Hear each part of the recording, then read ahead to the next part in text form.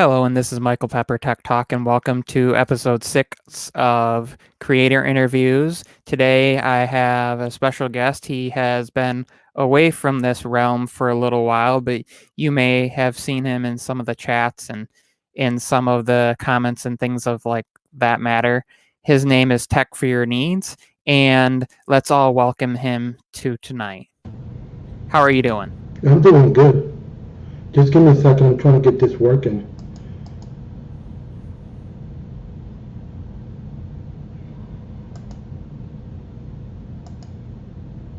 Yeah. You sound better. Okay. It was weird.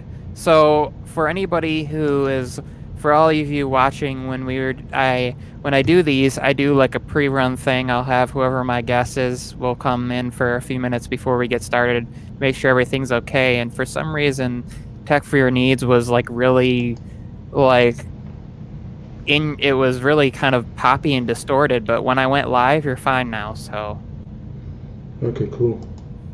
that was weird. Okay, let me do my last thing so we can get started. Okay, I'm ready.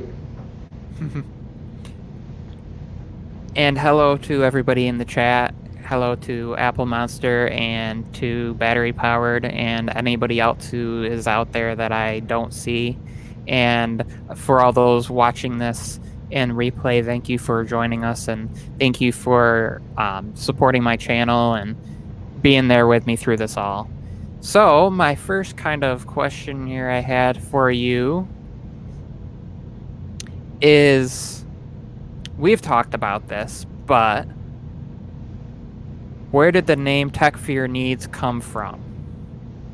Well, I kept saying Tech for Your Needs on my channel because I'm using my real name, and I kept saying, oh, and my slogan, like, for example, Tech for Your Needs to enrich your life for a better tomorrow. Don't let technology waste your time. So I keep saying that phrase, and since I kept saying it, my niece kept saying, well, you're saying Tech for Your Needs, why you don't put that? You're telling people other needs, because your name is much difficult, because you're getting confused with a football famous player, soccer player. That makes sense. Yeah, he was too famous, so I never come up in the search. So she said you're taking away from your search, since you're saying Tech for Your Needs, so I might as well keep that name. And for people who don't know what your real name is, what is your actual name? My real name is, I say LR Nano, so my real name is Luis Robles, and my nickname is Nano. So that's why I said all in my intro, I say LR Nano, Tech for Your Needs. Cool.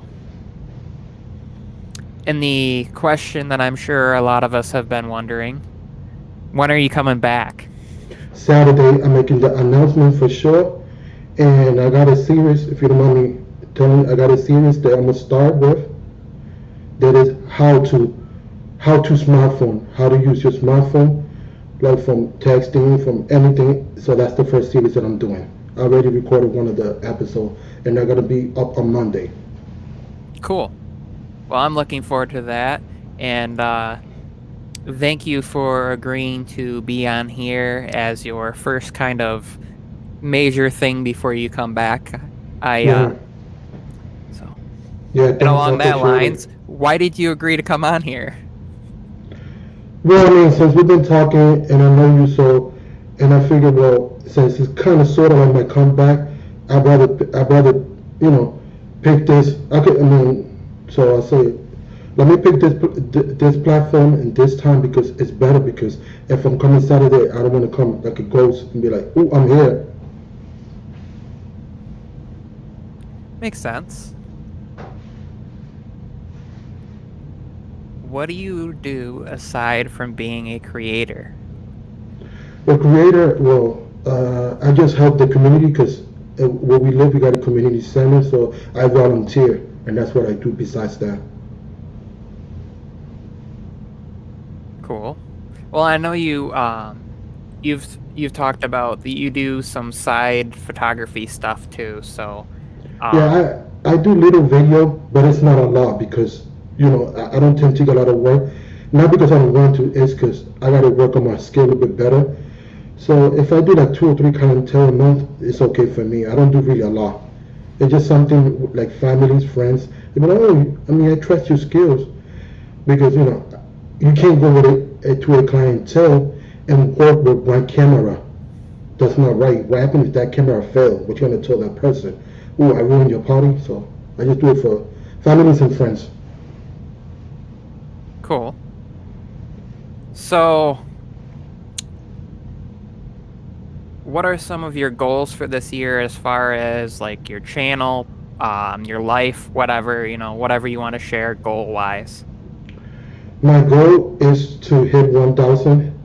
I'm already, I think around 647 or 650.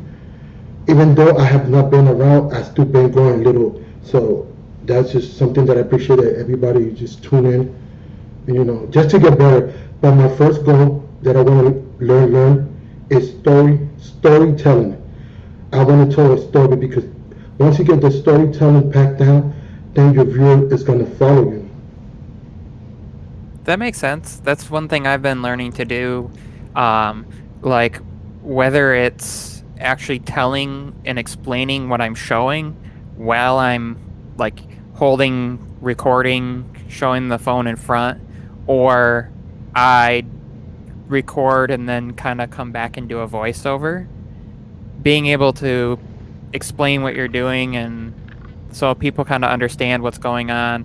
And I think that's also important because I feel like too many content creators forget that not everybody has sight either. So some people are just listening to what you're doing. So if you're good at explaining, good at storytelling, those people can still follow along. They don't have to have like the, what do they call it, where it like closed captioning sort of thing going on. So Yeah, because I try to convey when I talk because I've been learning speech patterns. Because, I mean, I had problems with speaking when I was small. So that's why I try to enunciate and go slow because not everybody, it's like you said, have good hearing or vision impairing. what is one of your favorite pieces of tech? Apple Watch. This is just a lifesaver. I've been moving around. I lost 15 pounds. I'm so happy for it. And it's always bothering me. So therefore, I'm looking at it. The other day I left and I came back. I said, no. And I live way, way in the 5th floor. And I have bad stairs. I didn't care. I went upstairs in the garden. It's just the best thing they have invented for me.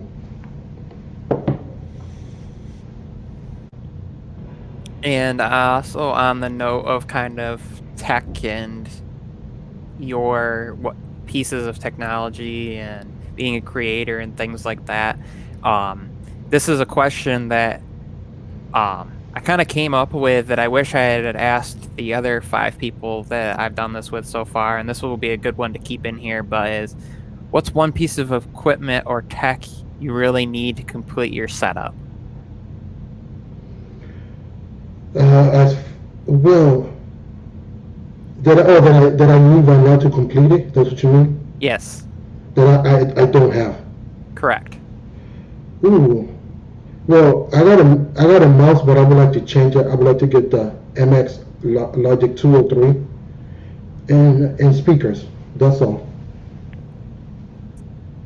Very, very good answer. So the reason I think that question is important is because whether it's somebody that's a smaller channel, smaller like our channels, where we might have quite a few things we need to, if I'm talking to somebody down the road, like an MKBHD or, somebody that size, to ask them that question is a good thought-provoking, thing, because they probably have quite a, pretty much everything they would need. But I just think it's one of those good, throw that in there, everybody can answer that question. And so.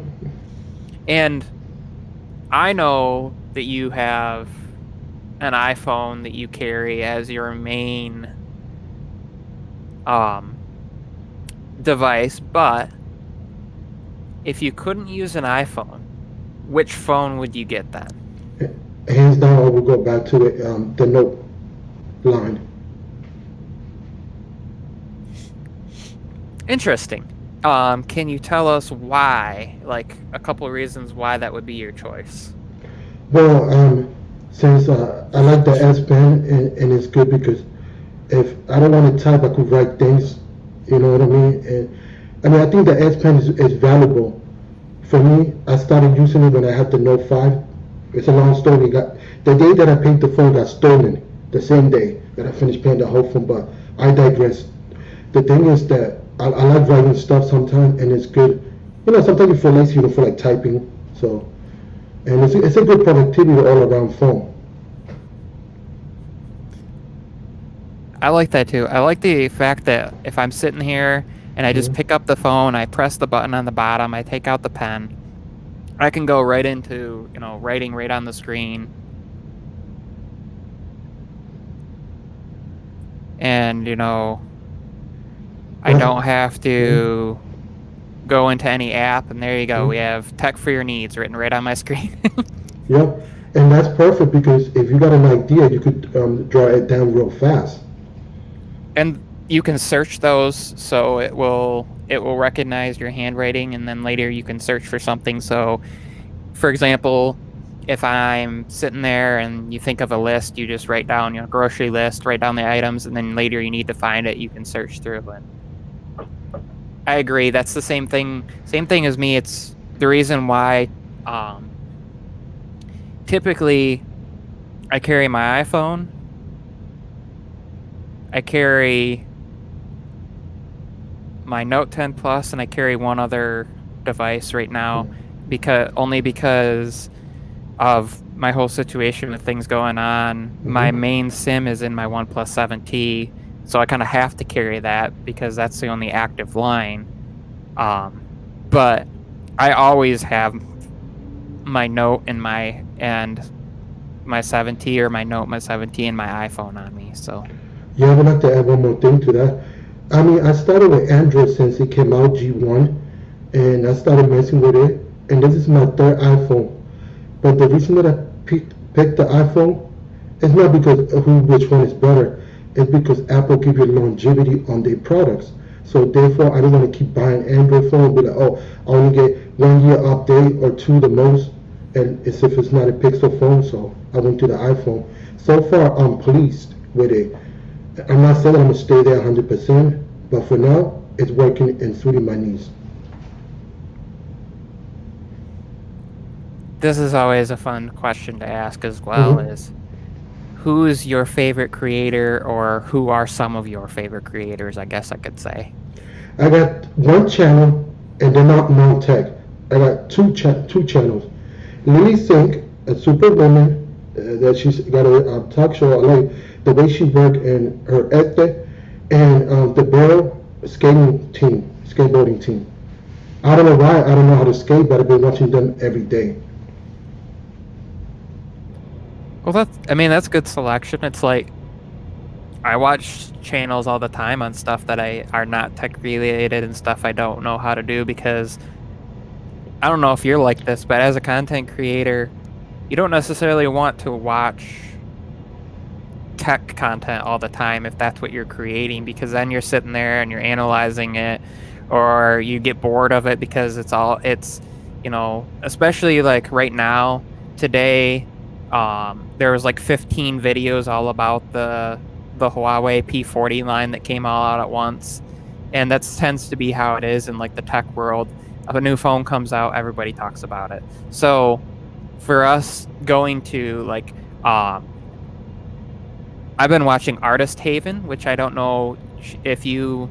Oh She yeah, was she actually popped up in I think it was Eric's she, stream, yeah, she be painting. She's always and around. she's always doing stuff, so that's a good one.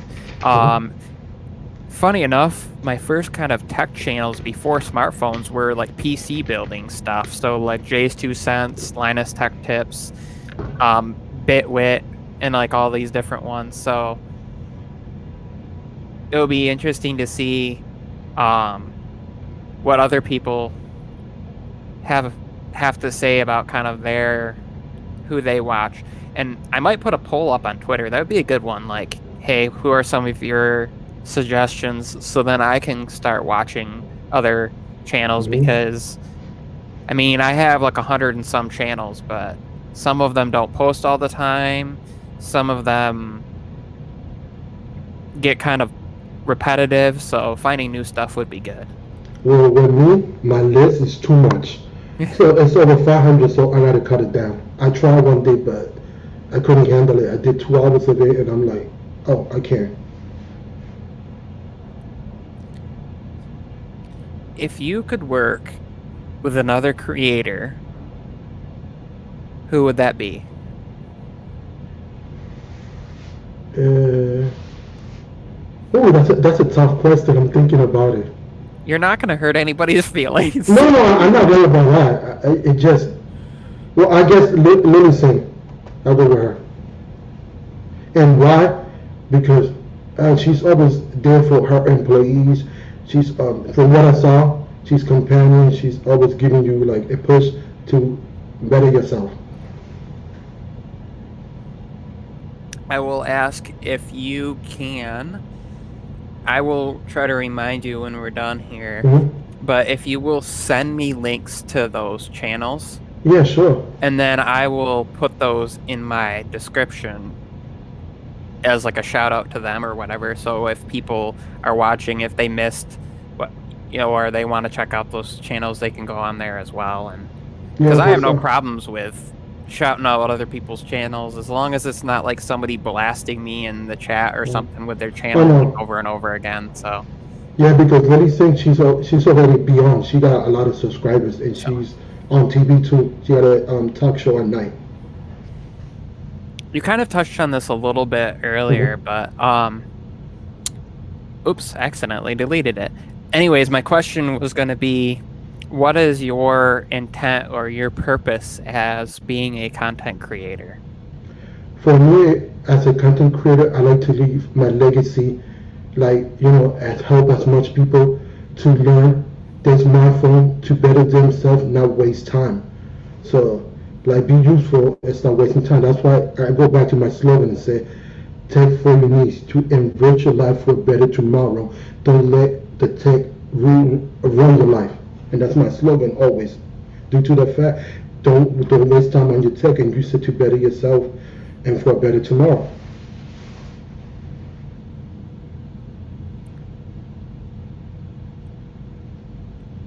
So, this is one that I always think is another interesting kind of thing to see what people's perspectives are on and what direction and how they kind of see their viewers or see themselves. But what's one thing that you would like viewers to come away with from watching this episode?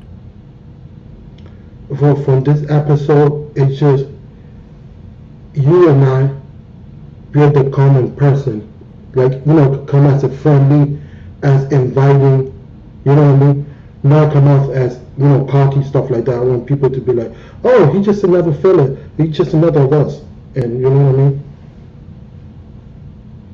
I got you, as in, like, don't, neither one of us is someone who you should, like, feel like you have to stay away from and, you know, not ask questions and things like that. And along that note, if anybody is interested in being on one of these episodes, just reach out to me. I typically, don't just reach out to me and ask to be on here. I prefer that we interact a little bit so I get to know you. So, check out my Twitter, things like that. If you're interested, if you're somebody I don't interact with all the time, hey, hit me up in the DMs, chat with me. Send me your link to your channel, things like that, so I can at least get to know you a little bit, because it's kind of hard to interview somebody if you don't know anything about somebody right away. It's kind of one of those, well, what do I ask if I don't know what type of content creator you are, and I don't know enough information to even ask 3 questions, it's going to be a very, very, very fast episode. So, and also I'm gonna throw this out there. Just don't get in the show just to cloud chase or to, I'm going to be in the show and gain a couple of subscribers. It doesn't work like that.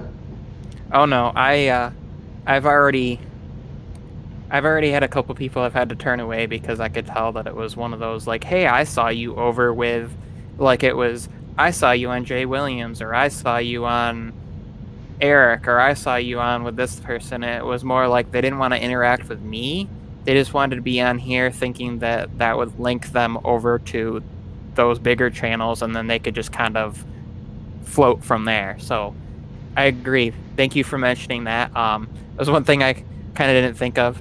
And then this is a good question because, see, I think content creators, some of us struggle as far as when it comes to criticism and things like that, and people taking it the wrong way or taking it as like, hey, you don't know what you're talking about, you just watch, you don't have a channel, things like that. But to me, I like input.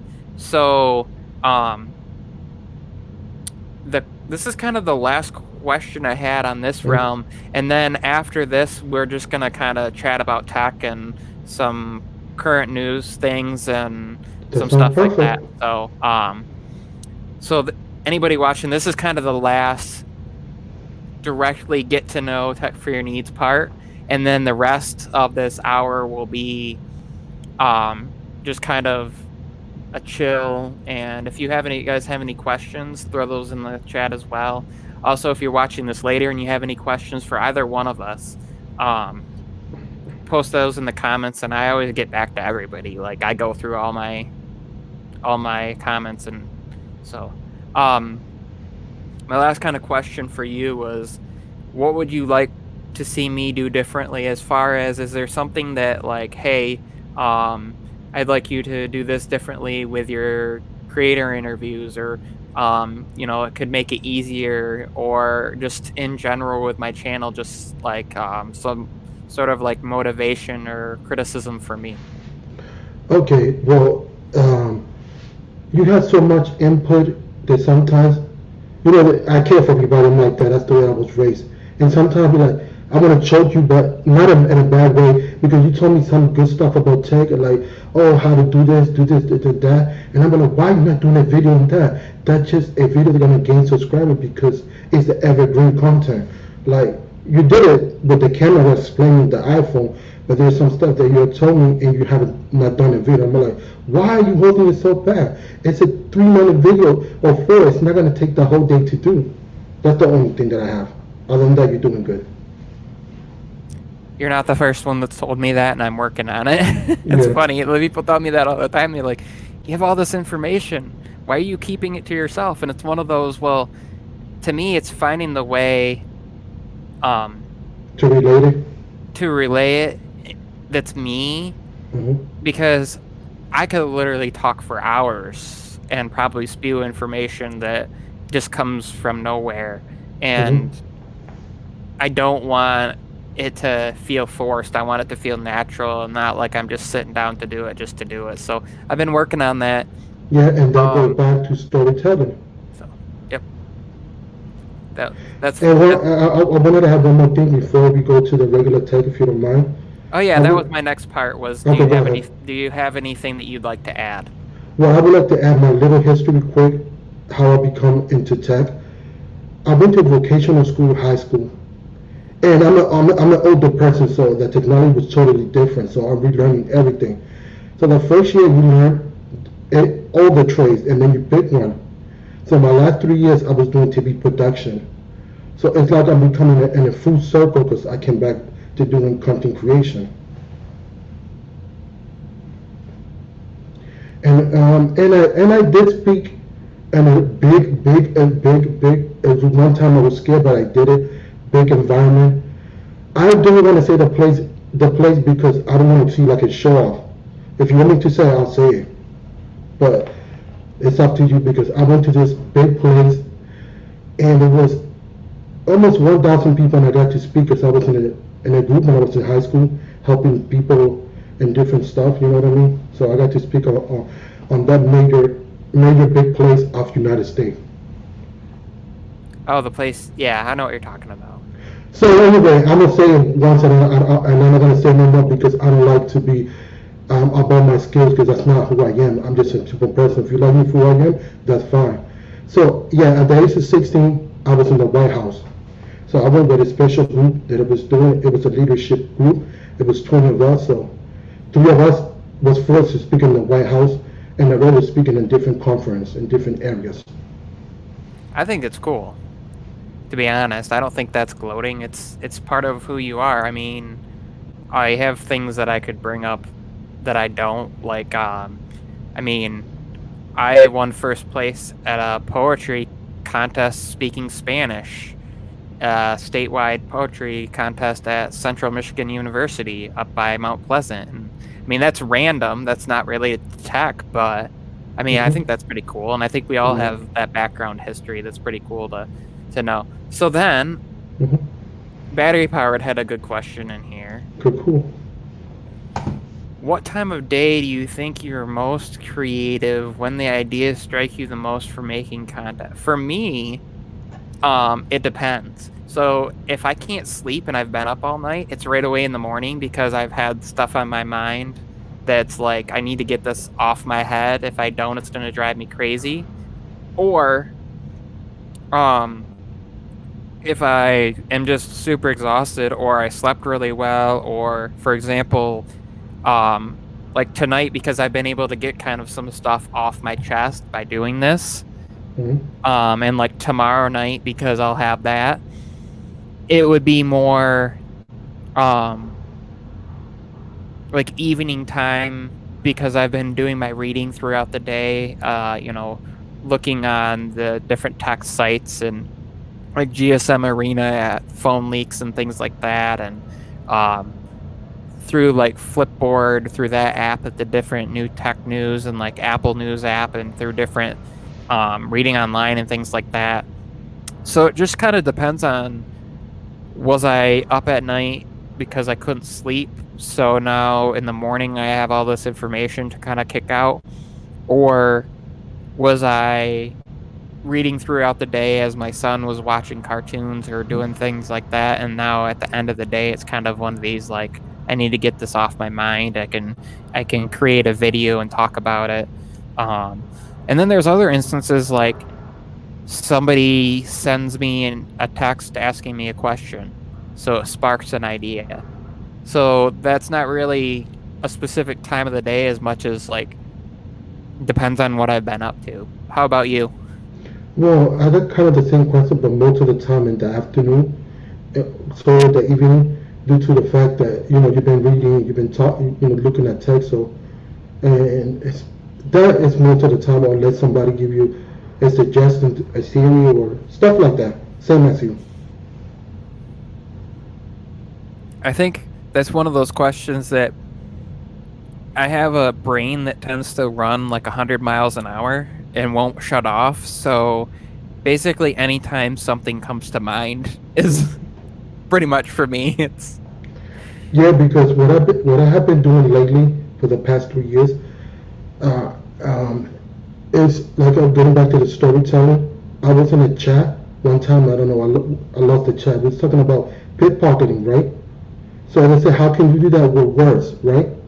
So I'm gonna give you, because this is sort of storytelling, I'm gonna give a perfect example. If you got a sweater, right, and you tell that person, that sweater look ugly on you, that's rude, right?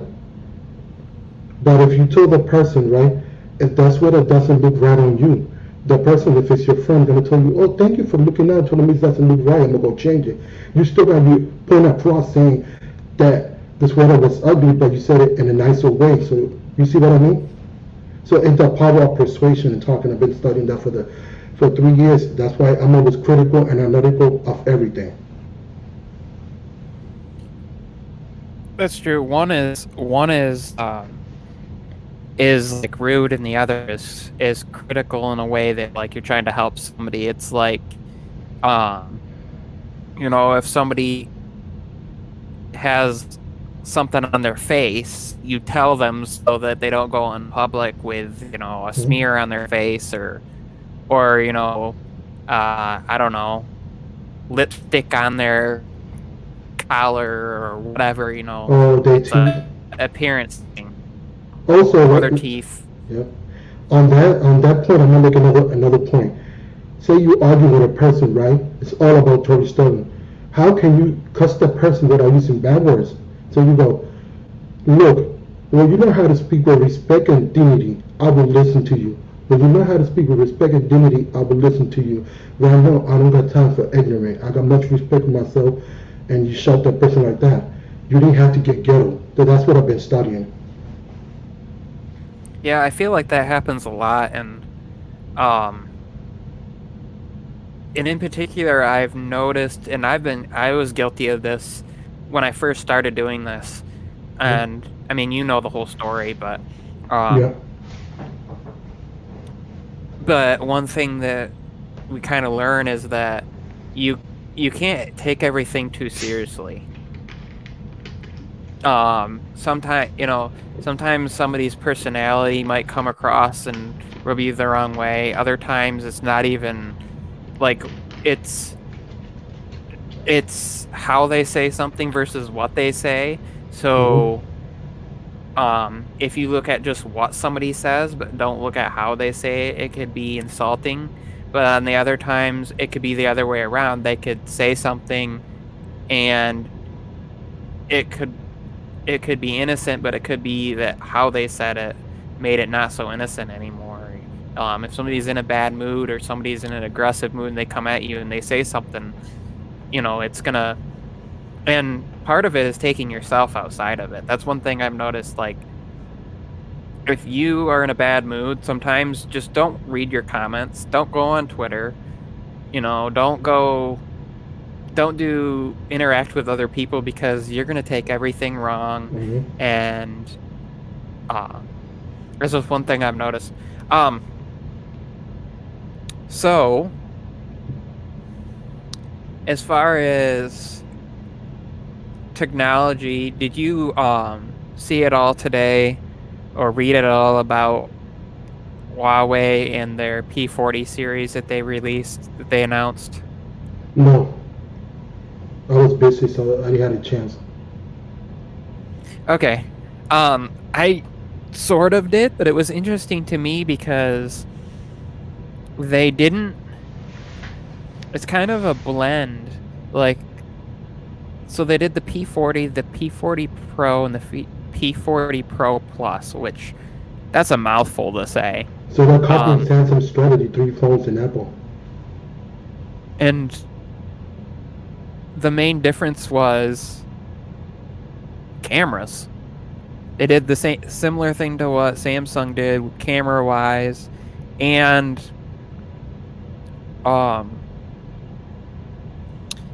also kind of they did something different with the display though. They did the 2-camera kind of pill cutout. They also did something a little bit different though, because they're calling it like a 4-sided waterfall display. So as opposed to having a flat surface, it kind of goes over all the sides, which that's kind of the opposite of what Samsung did. Samsung went from doing their curved edge displays to flat, like entirely flat. But they don't do the back curve, Samsung, like when you hold it. I mean, they still have curved edges, but they kind of went to more of a flat screen, Yeah, minimize.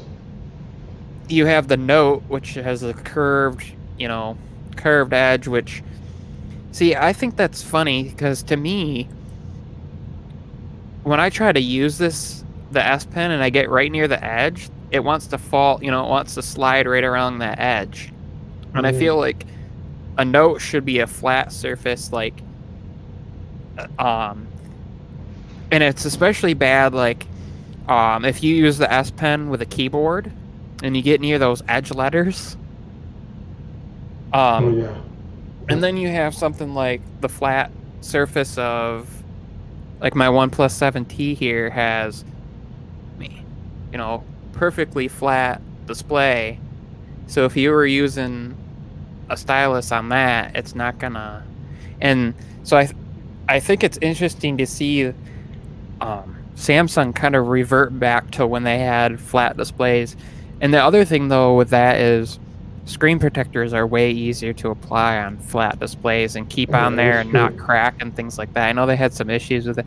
I also think the reason they went with the flat display was because the sensor that they're using for the under screen fingerprint scanner is a little bit larger than their previous ones. Apparently it uses the same kind of technology, but they're a little bit larger, so I wonder if they kind of had to go flat, because if the edges were curved, then it reduces, especially on like the S20, because you're talking about a device that is long and narrow, versus like the Ultra, they'd have more surface area to deal with, but you wouldn't want to have the Ultra have curved and then like the Plus and the regular model have flat screen.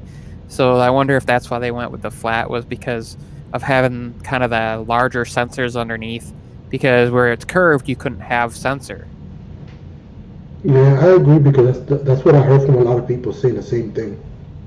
And I think viewing experience is interesting because you get a weird effect kind of near the edge. I've noticed on like the Note, if you're watching something, I mean, it's a beautiful viewing experience, but where those edges are, if the light hits just right, you almost get like a white bar along the edge because of it being curved. So I think, well, and the other thing might be, in order to do the 120 hertz display, they might have had to go flat. But honestly, I don't see the purpose of his curved screen. I know they did it first with the no edge, but I don't know. I never found it useful. Practicality. And I think that might be one of the reasons they got rid of it too, because even though they do really advertise the, like I've seen lately, which I hadn't seen in a long time, but was showing the cases that flip closed, but then like was like half an inch along the edge is clear and puts up like your notifications and your time and stuff like that. I think it's called Flip View, something like that. Flip View, I think. Yeah, that they don't really advertise that too much, but I've seen it advertised more and more lately. And I saw there was advertisement for a case that has like LEDs on the back, and you can program in, and it almost looks like a twinkling stars on the back of the case. So it's interesting to see, but again, that almost kind of enforces this whole idea of like a gimmick thing. So it'll be interesting to see. But what got me was with the P40 series, is the cheapest model was right around 800 USD when you convert, all the way up to the most expensive. The P40 Pro Plus is like 1400. So the more expensive one kind of was at the same price point as Samsung's S20 Ultra, but the regular P40, they still maintained that sub $1,000 price range, still has pretty decent cameras and things like that. You'll have the 800. Oh, okay, I thought you were going to say 999, because I still call that 1,000. Yeah, 800. It was around 800 to like. It depends on if they stick to it or not, because it could be closer to 900 if they do, because sometimes it won't be a direct conversion, because those rates are based on like the Korean money and Australian dollar and things like that is what the numbers were based off from. So it'll be interesting to see, because one number value I got said like 880 USD, and then another one said like 850, and then another one said 800. So of course we don't know until it's released, and then there's things like you're not actually buying it in the United States if you're buying it, so so there's import fees, so there's conversions. So it could be that the device itself would be near 800, but you'd be paying almost an extra 100 to get it into the US between taxes and import fees and all that stuff. But and then we can't forget, this is the P series. So then they also tend to do the Mate series. So they had like the Mate 30. So it'll be interesting to see. There should be a Mate 40 series, I'm assuming. The P series is usually more expensive because that's their photography series. And then you have like the regular, like the Mate line and some things like that are typically cheaper. And within not too long, you'll be able to find at like the $600-700 price range. So that will be interesting to see if they come out with that. Have you seen any of the videos on the new iPads yet? Oh yeah, I've been watching that a lot. I've been drooling. I don't know. The only one thing that really got me, that kind of frustrated me, 128. was the 128 base storage. That was the only thing that irked me. And of course, the thing is, it doesn't even really matter because T-Mobile didn't even have the new models available on their website until yesterday. So that's like almost 3 weeks after I got mine. So I'm like past the return. Well, not quite 3 weeks, 2.5 weeks, almost 3 weeks. I'm past the return because I got mine back like the beginning of this month. Oh, So that's I'm true. past that 14-day anyways, but that was really the only thing because as far as like the CPU, it's not any bump, but I have heard that for the GPU is where you're seeing the bump. Correct. But it's not as substantial as you'd think. It's like 8 or 9%, and I figured it would be more because if you're going from 7 to 8 cores, I would think that should be, because 1/7, more cores should be like 14%. But I think it might be that they're using slightly different clocked processors and things like that for the Yeah. graphics.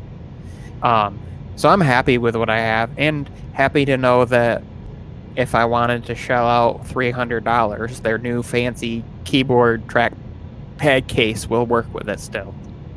So, So now they're doing all that, are they competing with the Microsoft line because it's a tablet, it's a laptop?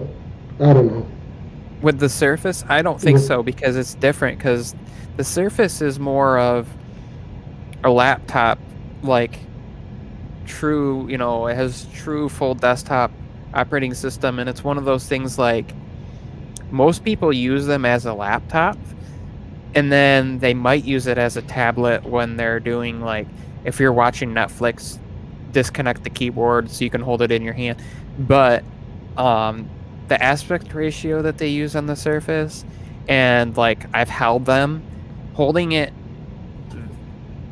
like my iPad, for example, if I hold it in portrait mode like this, is really easy to do, right?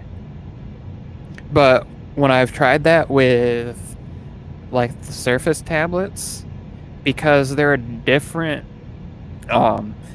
like Apple has maintained that 4:3, yeah. but Microsoft has gone with the widescreen. It's awkward to hold because it's taller.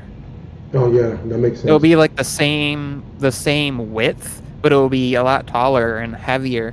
The Surface is more of a laptop replacement that can be broken down and used as a tablet if you don't need the keyboard. So for viewing, if you use their stylus to draw on it, things like that.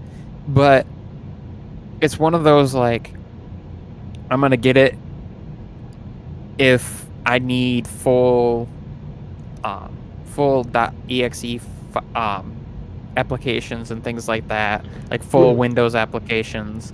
And then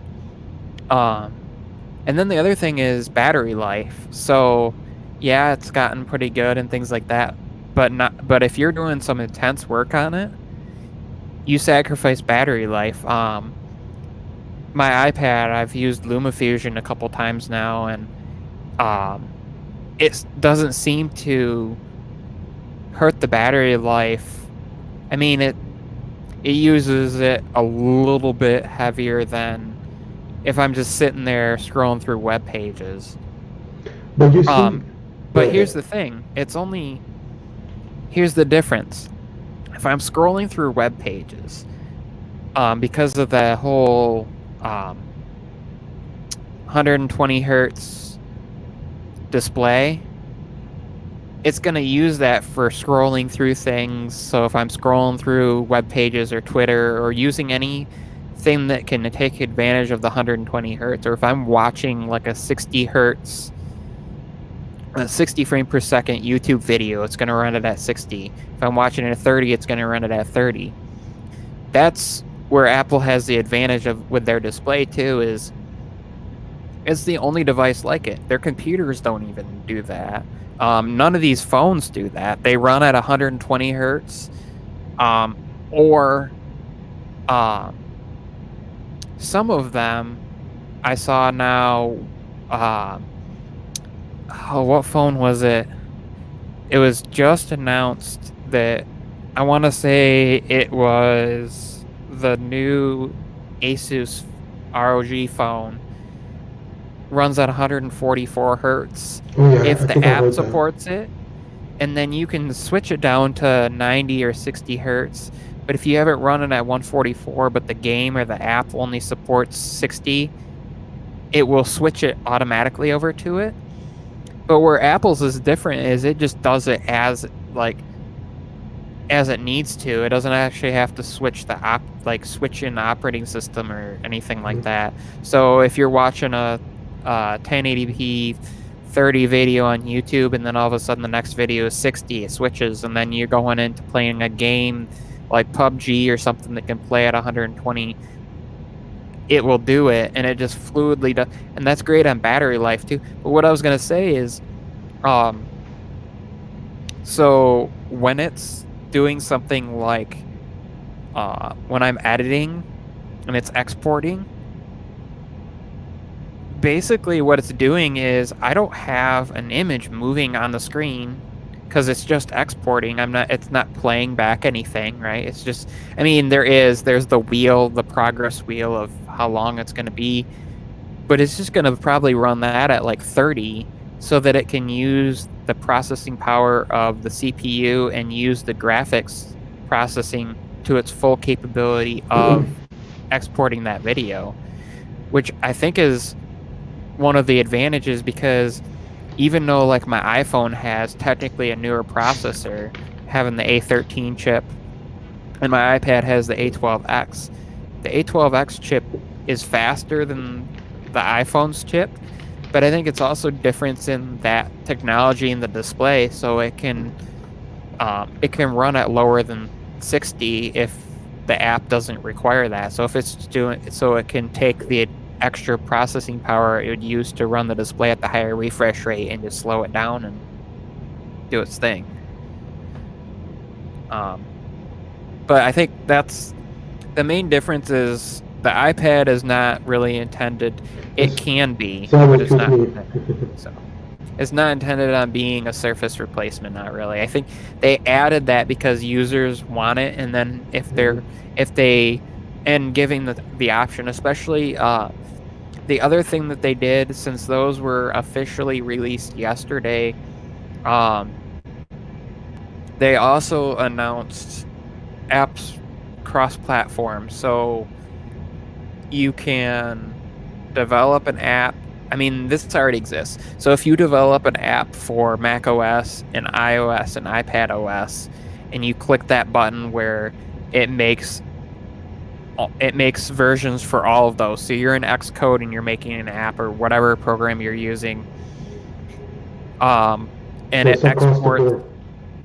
But you can also do subscriptions like that now, and they went active yesterday. So if a developer chooses to support it, I could be a developer and say, oh, I have a Mac OS and I have an iPad OS / iOS, iPhone OS app, and I want to charge $9.99, and if you buy it on one platform, you get it on the others. I could do that, and you pay $9.99 and you get it through all of them, and you don't have to go into the app and like sign in and restore purchases or do something like that. You just get it and it's crossed, it's recognized by your login and all that stuff. So But what I heard with that is that it depends on the developer if you want to do all medium. But I think that you're forced to do all medium at once. Because what happens if the developer want to get more money? So it's per app if they want to do it. That's what I heard. I think though the smart thing is if you think about it like this. If I'm an app developer and I say it's $9.99 for iPhone and iPad, and it's $9.99 for Mac OS. But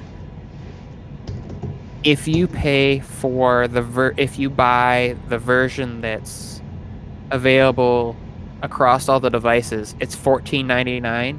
Essentially, you're telling somebody, hey, you're getting one version half off.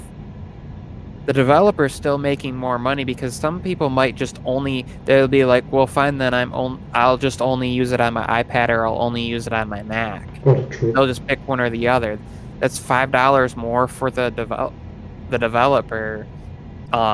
If the developer chooses to do it that way, and it's easier on the developer because they don't have to. Well, they also take less of a cut technically, because it's 30%, but 30% of $20 is $6 off.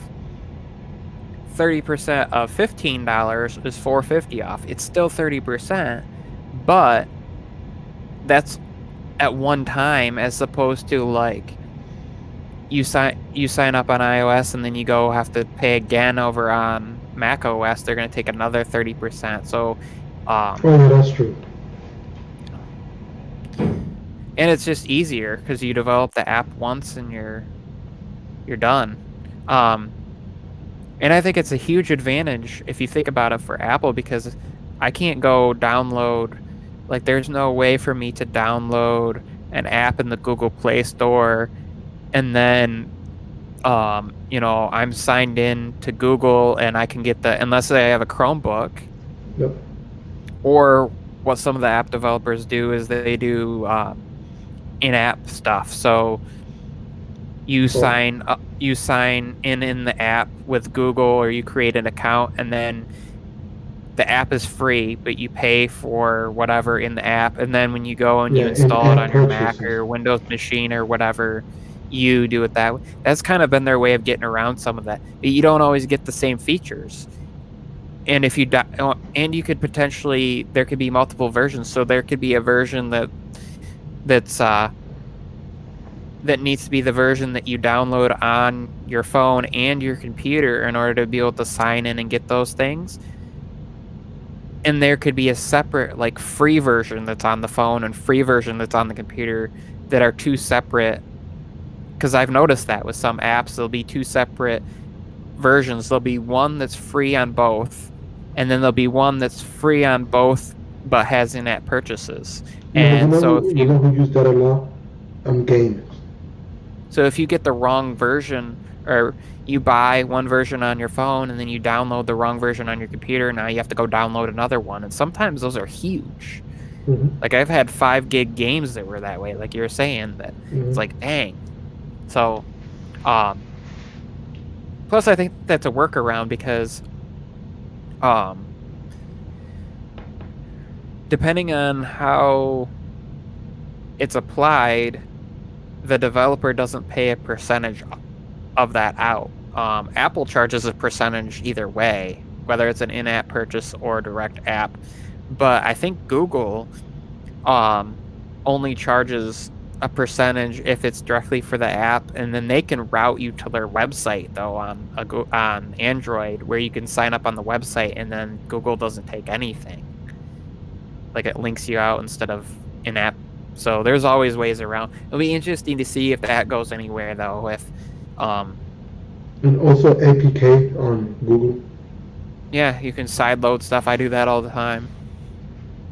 Developers can offer their app right from their website instead of having to go through the Play Store, and I actually used to download apps on my iPhone that way. You could get a .app file, and you could Oh yeah. sideload it with the iPhone configuration utility and install. So if there was an app that Apple wouldn't approve for some reason, but you knew you had available from a secure site, you could just throw that in there. And but what I'm looking forward to seeing is where all these advancements in technology will bring us, because right now all they're doing is pushing specs, pushing faster processors, pushing higher resolution cameras, but they're not really using them. Like Apple with these new iPads showed off this whole LiDAR technology, and they showed how they would use it, right? Mm-hmm. But Google is like, here's a 108 megapixel sensor. Oh, you can crop in and get high resolution. Oh, you can shoot 8K on this other sensor and stuff. But they weren't really showing. Is your light flickering? I don't know why that's happening. Okay, randomly the camera's doing that for some reason. I think it's when I move just right. Yeah, no, I thought I was seeing things, so my fault for interrupting you. So that was weird. But I think that it would be nice to see them actually take advantage of all this processing that they're packing in there and charging for, rather than like, hey, we can just put all this camera in there, we can put this processor in there, but the average person doesn't use it.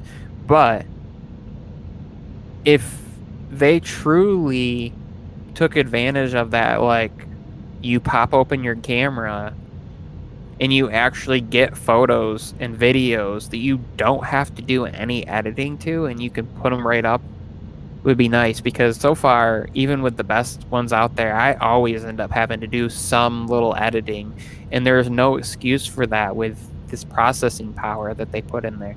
And even like suggestions and things like that for the average person, so that it opens up.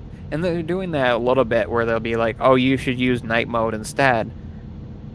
But that's where I think Apple's having the advantages. It will just turn night mode on.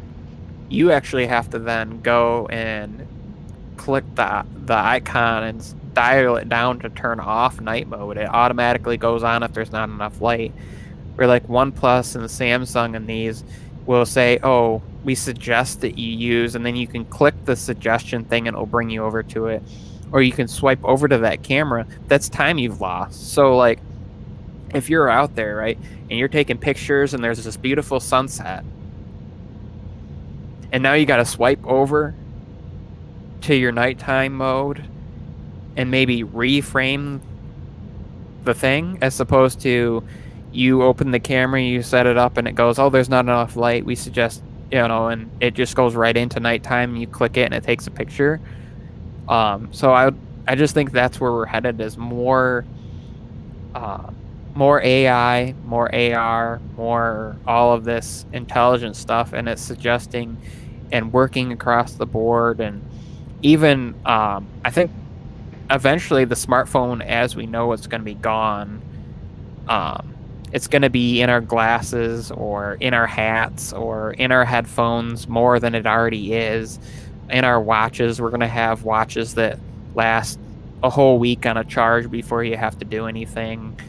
Watches that use solar energy and can charge super fast off from that, and use like our movement from our arms moving, and even like vibrations from around us and things like that. I think that's the next advance, is getting away from always looking at a screen in the way that we do now. So you're sitting there watching TV and somebody calls you, it might pop something up on your TV that only you can see because you're wearing a pair of glasses, and it's actually on the glasses, but it puts it in the frame of the TV. Hey, you have so I'm sitting here and I'm watching Netflix, right? And you text me or you call me, it would pop up in my frame of view in my smart glasses, but far enough in front of me that it appears to be like in front of Netflix, and then I can just tap my glasses to answer. I think that's where we're headed. So. Yeah, I got a question with that. Say you get a glasses or contact that is smart capable. How can you combat that if you're driving? Because you know you could get an accident. You know, so that's just my question. When they're gonna know when to turn it on, turn it off? Are they gonna have a setting for that? I think they will. I know that Android and iOS had this. Has this where it will detect that you're driving and like suggest that you don't interact. And I don't know where that went. If that went away with iOS 13 with newer versions of Android, because it used to be a huge thing. Like it was automatic. I remember using my iPhone, and I was in the passenger side. My brother sent me a text, and because it sensed we were moving pretty fast, I had to say that I wasn't driving and that I'm the passenger, so I could respond to the text. And I remember that being a thing with iPhones and Android devices, and I feel like that went away, and I wonder if it's because so many people are using them for directions and they don't want you to have to click through that. So they're assuming, well, if you're driving and you shouldn't be texting, you should be smart enough to know that on your own. I don't know.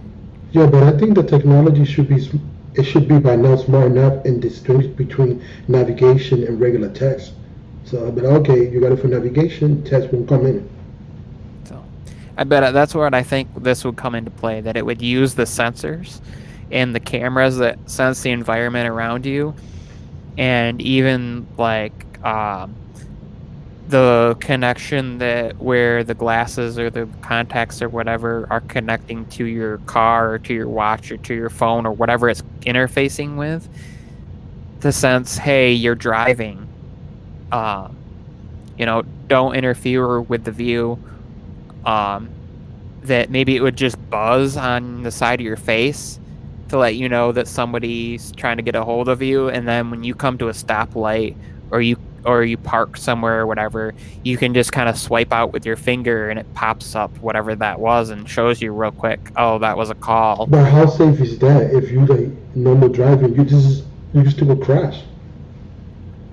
I mean, when you're using your Apple Watch and it buzzes to let you know to turn or whatever, it's one of those that you get used to and you understand to that's true. kind of expect it.